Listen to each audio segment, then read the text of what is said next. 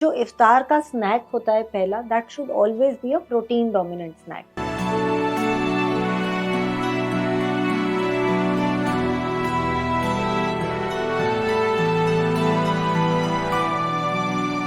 आदाब।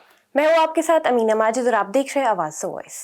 रमज़ान सब्र और इबादत का महीना, लेकिन जितना ज़रूरी है रोज़ा रखना, उतना ही ज़रूरी है अपनी सेहत का ध्यान रखना। ज़रूरी है सही खाना और बेहतर डाइट की। और आज हमारे साथ स्टूडियो में मौजूद है डाइटिशियन मानसी चौधरी, जो हमें बताएंगी कि रमज़ान में आप कैसे रखें अपनी सेहत का ध्यान। Thank you so much ma'am आने के लिए। Thank you for inviting me. Thank you to Awaaz channel. मैं आपसे सबसे पहले जानना चाहूंगी कि जैसे पूरे दिन रोजा रखने के बाद इफ्तार का जो वक्त होता है, तो उसके लिए सबसे हेल्दी और टेस्टी ऑप्शन क्या होगा जो हम चूज कर सकते हैं? अक्सर ये कॉम्बिनेशन थोड़ा मुश्किल हो जाता है। जो हेल्दी होता है वो ज़्यादातर टेस्टी नहीं होता है, और जो टेस्टी होता है वो हमारे लिए हेल्दी नहीं होता है। एज आप जानते होंगे कि इफ्तार में हम सबसे पहले जब फास्ट खोलते हैं तो पहली चीज़ होती है डेट या खजूर। उसके बाद हम पानी पीते हैं या कोई शरबत पीते हैं, लिक्विड पीते हैं हाइड्रेशन के लिए। तो जब आप और फ्रूट खाते हैं, कई लोग फ्रेश फ्रूट, तो फ्रूट में, डेट में और शरबत में आपके अंदर शुगर और कार्बोहाइड्रेट तो काफ़ी चला गया है। तो जो इफ्तार का स्नैक होता है पहला, that should always be a protein dominant snack. जैसे कि काला चना लोग बॉईल करके उसकी चाट बना के खाते हैं। आप इसी तरह राजमा कर सकते हैं, लोबिया कर सकते हैं, जितनी बड़ी साबुत दालें हैं उनको कर सकते हैं आप। Fish tikka, mutton tikka, chicken tikka कर सकते हैं। इस टाइम सबसे इम्पोर्टेंट ये है, अगर हम हेल्दी की बात करें, कि जो आपका स्नैक है वो डीप फ्राइड ना हो। इवन जब हम लोगों को डाइट देते हैं, हम बोलते हैं fried food first half of the day में खाइए, ब्रेकफास्ट या लंच में। इफ्तार शाम के टाइम होता है, तो फ्राइड आइडियल नहीं है। फ्राइड से आपका पेट भी जल्दी भर जाएगा, कैलोरीज में भी ज़्यादा है और बेस्ट हेल्दी भी नहीं है। अगर एयर फ्राइड करें तो बेटर ऑप्शन है। उसी तरह आप चना टिक्की, राजमा टिक्की भी कर सकते हैं, स्प्राउट्स ले सकते हैं, बॉइल्ड कॉर्न ले सकते हैं। बट कोशिश करिए प्रोटीन डोमिनेंट चीज़ें हों, जैसे कि चिकन, फिश, मटन, लीन मटन। एग्स भी कर सकते हैं, ऑमलेट भी कर सकते हैं, दालें कर सकते हैं, पनीर टिक्का कर सकते हैं, न्यूट्रेला कर सकते हैं। और अगर बच्चे अगर करते हैं तो even peanut butter with toast is a good snack. जैसे अभी आपने बताया कि रोजा खोलते ही सबसे पहले हम खजूर खाते हैं, शरबत। तो ये जो शरबत है, इसमें हम जानते हैं बहुत ज्यादा शुगर होती ही है, तो इसे हम कैसे अवॉइड करें? और अगर हम रोजा खोलते ही सबसे पहले क्योंकि प्यास लगती है तो हम शरबत पी रहे हैं, तो उससे क्या नुकसान होते हैं? मैं हमेशा कहूँगी, थ्रू आउट इंडिया शरबत की जगह अगर आप दूध नहीं डालें तो बेटर है। कि अगर आप रूह अफ़ज़ा वाला शरबत ले रहे हैं या पानी ले रहे हैं, तो बेटर है हमेशा शिकंजी लें, जिसमें अनरिफाइंड शुगर हो, जिसमें नींबू हो और थोड़ा सा सॉल्ट भी हो। क्योंकि आपने जब पूरा दिन फास्ट किया है, पानी नहीं पिया, तो आपको सिर्फ पानी की कमी पूरी नहीं करनी है, आपको इलेक्ट्रोलाइट्स रिप्लेनिश करने हैं। इलेक्ट्रोलाइट्स होते हैं हमारे sodium, magnesium, potassium, calcium. Sodium आप रिप्लेनिश कर सकते हो नमक से, शिकंजी में। नींबू आपके कैल्शियम रिजर्व्स को पक्का करेगा, जिससे कि जब लोग पूरा दिन फास्ट करते हैं, पानी भी नहीं पीते हैं, कई बारी क्रैम्प्स आते हैं उनको शाम को। यहीं पे सोडियम और नींबू हेल्प करेगा, आपको क्रैम्प्स नहीं आएंगे। एंड शुगर थोड़ा सा लिमिट में रखेंगे, क्योंकि फ्रेश फ्रूट और डेट ऑलरेडी मीठा है, इसीलिए। तो जैसे पानी की अभी आपने बात की, तो क्या हम एकदम रोजा खोलते ही खाली पेट पानी पिए या पहले कुछ खाएं हल्का फुल्का? मैं सजेस्ट करूंगी पहले आप डेट खाओ एक, एंड पानी को otherwise also, not only after Ramzan, कभी भी ह्यूज क्वांटिटीज में गल्प नहीं करना चाहिए, पूरा ग्लास उठा के नहीं पीना चाहिए। पानी को हमेशा थोड़ा थोड़ा करके सिप करना चाहिए। और स्पेशली फास्टिंग के बाद, रमजान फास्ट का साइंटिफिकली प्रूवन बेनिफिट ये है। फास्टिंग तो आपको पता है दुनिया में बहुत कल्चर्स में होता है, हिंदुइज्म में, जैनिज्म में, क्रिश्चियंस भी लेंट रखते हैं, हर कल्चर में फास्टिंग है। फास्टिंग एक्चुअली आपकी बॉडी के लिए एक डिटॉक्स है, आपकी डिजीजेस को रिवर्स करने में हेल्प करता है। लेकिन रमजान में स्पेशल इंपॉर्टेंस फास्टिंग का ये है, एक तो ये 1 महीना का पीरियड है, जिसमें आपकी एक्चुअली लोग बोलते हैं कि अगर वो अपनी रिपोर्ट्स कराएं, ब्लड रिपोर्ट्स बेटर होती हैं, बॉडी से बीमारियां जाती हैं, एनर्जी लेवल्स बूस्ट होते हैं, बॉडी फैट एक्सपेल करने में हेल्प करता है। और रमजान का और भी इंपॉर्टेंस ये है कि ये ड्राई फास्टिंग है, इसमें पानी भी नहीं पियोगे। जब आप ड्राई फास्टिंग करते हो minimum 10 hours, Ramzan is at least 12 hours, 13 hours of fasting. जब आप ड्राई फास्ट करते हो तो आपकी बॉडी एक स्टेज में जाती है जिसको बोलते हैं ऑटोफेजी। ऑटोफेजी यानी कि आपके जो हेल्दी सेल्स हैं वो डेड सेल्स को खा के खुद साफ करते हैं, तो it is actually a detox for the body. तो जब पानी नहीं पिया है तो ऑल द मोर इम्पोर्टेंट है कि आप सिप सिप करके पिए। अगर आप हॉस्पिटल्स में भी देखेंगे, जिन लोगों को डिहाइड्रेशन की वजह से ड्रिप लगती है, वो पूरा बॉटल एक एक ड्रॉप करके ग्लूकोज का जा रहा होता है। उसी तरह आपको पानी थोड़ा थोड़ा करके पीना है। Take 15 minutes to have 1 glass of any liquid that you want to do. जैसे हम देखते हैं रमज़ान में फ्राइड चीज़ों का बहुत होता है, जैसे पकौड़े हो गए कुछ लोगों के लिए, तो रमज़ान मतलब पकौड़े ही हुआ इफ्तार में। तो जैसे लोग खाते हैं फ्राइड चीज़ें बहुत ज़्यादा, तो इससे क्या असर पड़ता है आप पर? क्योंकि ये कल्चर है, ज्यादातर स्नैक्स में लोग पकौड़े बना लेते हैं। चाहे हम नॉर्थ इंडिया की बात करें, चाहे पूरे इंडिया की, इवन कश्मीर की बात करें, मैं सजेस्ट करूंगी अगर पकौड़े कर रहे हैं, अगर आप घर पे कर रहे हैं, पहला प्रेफरेंस आजकल एयर फ्रायर्स हैं, कोशिश करिए उनको एयर फ्राई करिए। अगर आपको डीप फ्राई करना है तो वो घर का फ्राइड होना चाहिए, बाहर का फ्राइड अवॉइड करें। कई लोग सफर में होते हैं, मजबूरी में होते हैं, वो बाहर का फ्राइड, बट वो रोज पूरा 1 महीना नहीं करना चाहिए बाहर का।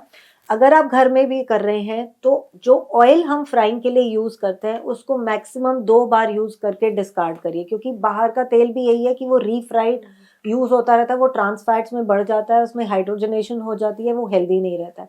तो घर वाला ऑयल आप 2 बार यूज कर सकते हैं। और अगर आप कोशिश करेंगे कि आलू के नहीं तो वेजिटेबल पकौड़ास करिए, पालक करिए, प्याज करिए, और हो सके तो पनीर भी करिए, ताकि उसके अंदर प्रोटीन भी इंक्लूड हो जाए। जैसे हमने तो बात की इफ्तार की, तो मैं जानना चाहूँगी जो हम सहरी में खाते हैं, तो वो बेस्ट ऑप्शन क्या है जिससे पूरे दिन हमें सही फील हो, ज़्यादा भूख न लगे, ज़्यादा प्यास न लगे? दोनों मील्स की अपनी इंपॉर्टेंस है, सहरी भी और इफ्तारी भी। एक मील आपको प्रिपेयर करता है पूरा 12 घंटे बिना खाना बिना पानी के रहने का, और दूसरा मील आपको प्रिपेयर करता है अगले दिन फास्ट करने का और प्रे करने के लिए।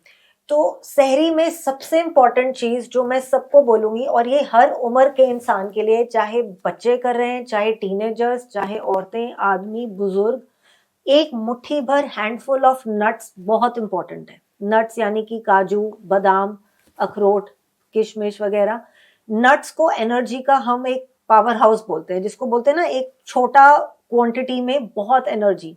तो जब आप नट्स करेंगे, इसका मतलब हेल्दी फैट्स है, हेल्दी प्रोटीन है, तो वो आपको पूरे दिन के लिए सटाइटी देगा, ताकत देगा फास्ट को मुकम्मल करने की, पूरा करने की। और उसके साथ प्रोटीन जरूर करिए। So egg is a very good option. जो लोग अंडा खाते हैं उनके लिए आइडियली सहरी में एग बड़ा अच्छा ऑप्शन है, क्योंकि egg is very bioavailable protein. And चाहे आप बॉइल्ड खाइए, चाहे आप ऑमलेट खाइए, चाहे आप उसकी भुर्जी बना के खाइए, हाफ फ्राइड खाइए। जो लोग कश्मीर में, अगर वो गिरदा, या जो लोग बाकी जगह टोस्ट के साथ खा सकते हैं, पराठे के साथ खा सकते हैं। तो एक कार्बोहाइड्रेट होना चाहिए, जैसे कि रोटी, टोस्ट, ब्रेड वगैरह, पराठा वगैरह। एक प्रोटीन होना चाहिए, चाहे तो एग, चाहे तो पनीर, चाहे तो चिकन, या कोई शामी कबाब, या any kind of kebab, and nuts.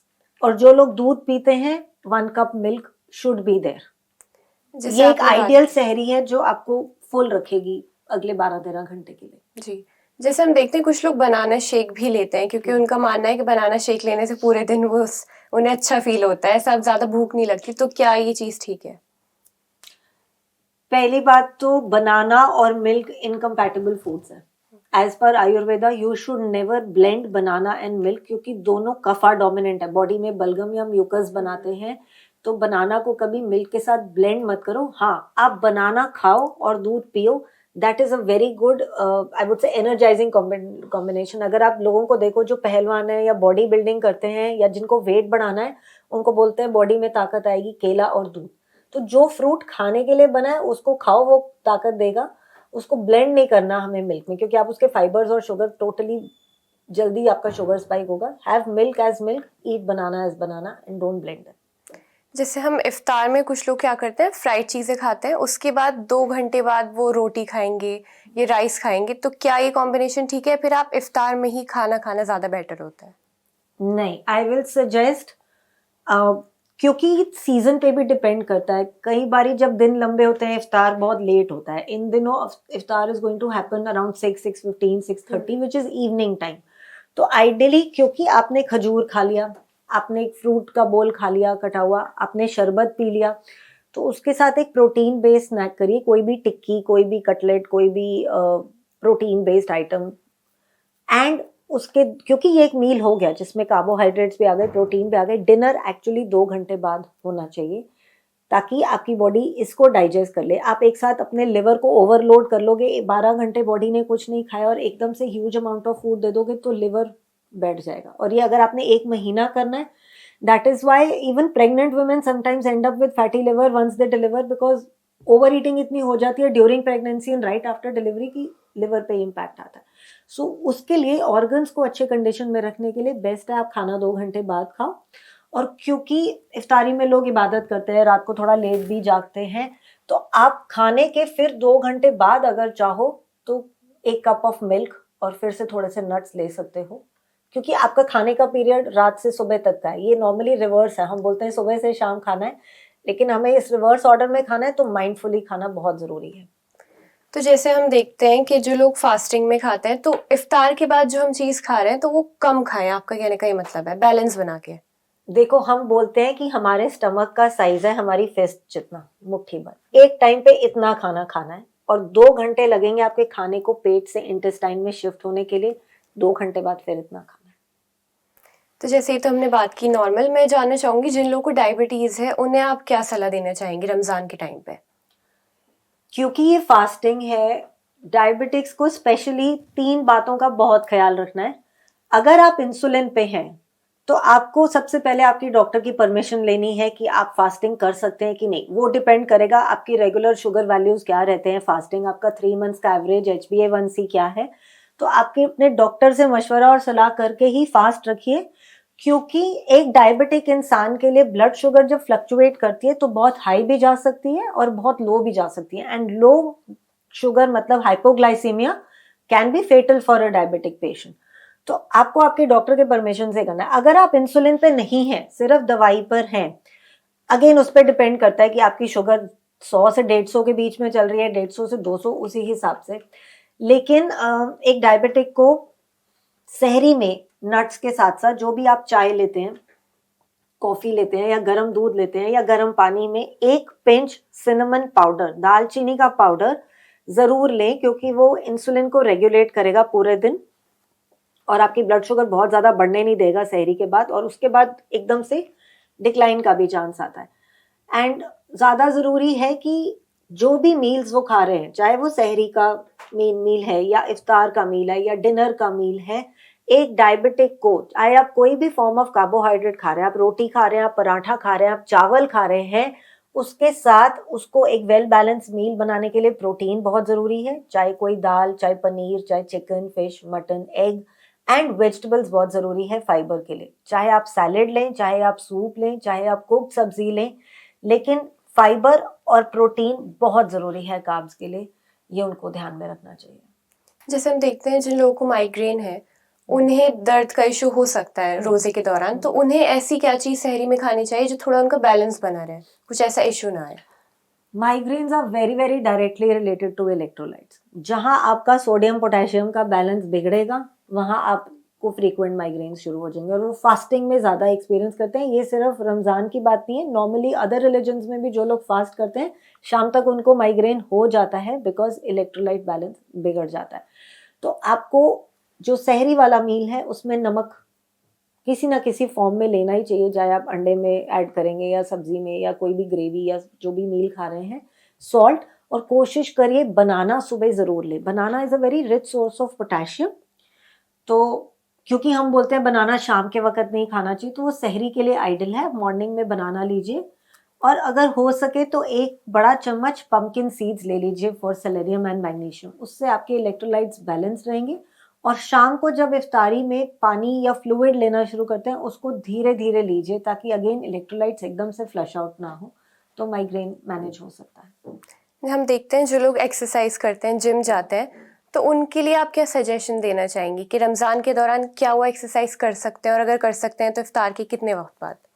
Amina, exercise is a very personalised this thing. पहली बात तो आपकी एज क्या है उस पर डिपेंड करता है, आप किस टाइप की एक्सरसाइज कर रहे हो, कितना रिगरस है। एक हो गया वॉकिंग, एक हो गया gymming which is more intense, and आपके जेंडर पे भी डिपेंड करता है, मेल फीमेल, आपकी करंट कोई हेल्थ कंडीशन तो नहीं है, और अगेन आप दिन में किस वक्त कर रहे हो।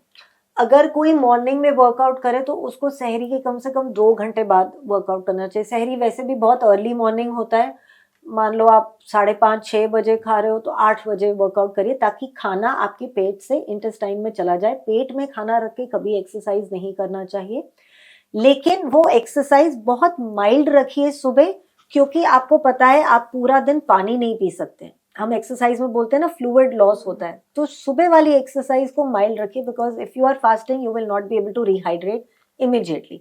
सो a better idea will be to exercise in the evening during Ramzan, because आपको इलेक्ट्रोलाइट्स रिप्लेनिश करने, आपको हाइड्रेशन वापस लानी है।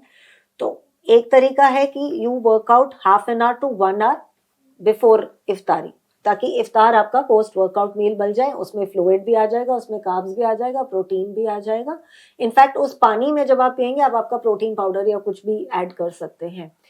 या फिर एक और मैं ये डायबिटिक्स के लिए भी यहाँ बोलूंगी, आप ऐड कर सकते हैं उसमें एडिट करके, कि फॉर डायबिटिक्स हर मील के बाद, इफ्तार के बाद 10 मिनट 200 कदम घर में ही अंदर चलें, डिनर के बाद 10 मिनट फिर 200 कदम अंदर चलें, उससे आपकी ब्लड शुगर ज़्यादा बैलेंस में रहेगी।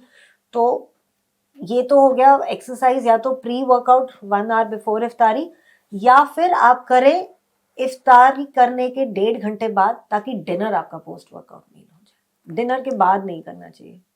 जैसे हम देख रहे हैं इस बार रमज़ान हमारे विंटर्स में मौसम थोड़ा अच्छा है, तो शायद प्यास थोड़ी कम लगेगी इस बार।